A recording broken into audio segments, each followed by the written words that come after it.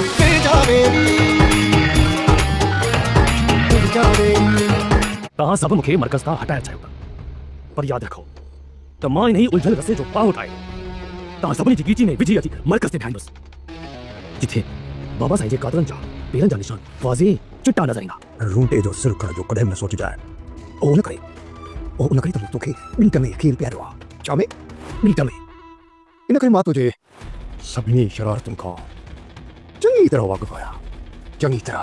मां ॾिसां थी अदा त तोखे मौत जा ख़्वाब अचणु शुरू थी विया आहिनि। राति जो रुॻो छिरक थो भरी न त सुबुह जो अचे हिते नाज़िल थो थिए। जेसीं ताईं तूं मूंसां संगत न रखंदी मरण घड़ी ताईं, तेसीं ताईं मां तुंहिंजो पीछो कोन छॾींदुसि कोन। मां तो तोसां संगत रखां। अस्सलाम वालेकुम दोस्तों, पंहिंजा वेरी जी न्यू अपडेट खणी हाज़िर थी चुका आहियूं दोस्तों। इन खां पहिरीं असांजे चैनल ते न्यू आहे त सब्सक्राइब करे हाल ते क्लिक कयो दोस्तों। त बिना देर हलूं त अपडेट जी तरफ़ तव्हांखे इंतज़ारु कोन था करायूं।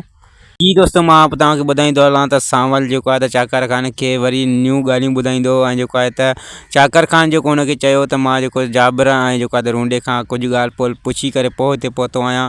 हाणे जेके सांवल हुन सां ॻाल्हियूं कंदो त चाकर ख़ान कॾहिं बि जेको आहे त मुतमइन न थींदो ऐं तव्हां नेक्स्ट एपिसोड में ॾिसंदा जेको त चाकर ख़ान सांवल खे चवंदो त तव्हां जूं ॻाल्हियूं जेको आहे त वेदर मूंखे जेको उलझाईंदी वञनि थियूं ऐं जेको आहे त मूंखे जेको आहे वकोड़ींदी वञनि थियूं। मां कुझु बि माना सोचे सम्झी नथो सघां त मां कहिड़ो क़दम खणां ऐं कहिड़ो क़दम न।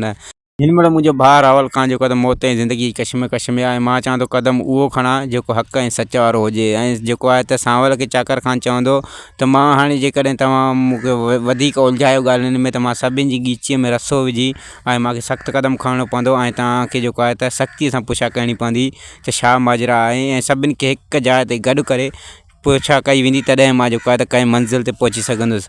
ऐं तव्हां नेक्स्ट एपिसोड में इहो बि ॾिसंदव त रूंडो पंहिंजी भेण खे चवंदो जेकॾहिं चाकर ख़ान जे हथां तो मूंखे माराइण जी कोशिशि कई त मां तोखे अॻु में ई माराए छॾींदुसि, छो त मां तुंहिंजो भाउ आहियां ऐं मां तोखे पाले वॾो कयो आहे। ऐं नेक्स्ट एपिसोड में दोस्तों तव्हांखे इहो बि ॾिसण लाइ मिलंदो त सांवल जी भेण सां जेको सिकूअ जो भाउ आहे दोस्तों त हरकत कंदो ऐं ओचिते जेको आहे त हैदर अची वेंदो ऐं हैदर हुनजो गलो पकिड़े करे ऐं जेको आहे त चवंदो त तूं संगत जे रखणु चाहींदो त मूंसां रख। ऐं तव्हांखे ॿुधाईंदो रहंदो दोस्तों त पंहिंजा वेरी जो जेको एपिसोड अचण वारो आहे दोस्तों त तमामु ज़बरदस्त थियण वारो आहे ऐं हिन एपिसोड खे तव्हां मिस न कजो दोस्तों।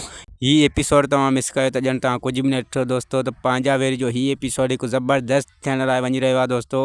उमेदु आहे त हीअ अपडेट तव्हांखे दोस्तों पसंदि आई हूंदी। वीडियो पसंदि अचे त लाइक सब्सक्राइब शेयर ज़रूरु कंदा दोस्तों। वरी मिलंदासीं कंहिं तव्हां सां न्यू वीडियो जी अपडेट खणी दोस्तों। त असांखे ॾियो इजाज़त, ख़ुदा हाफ़िज़ दोस्तों, दुआनि में यादि।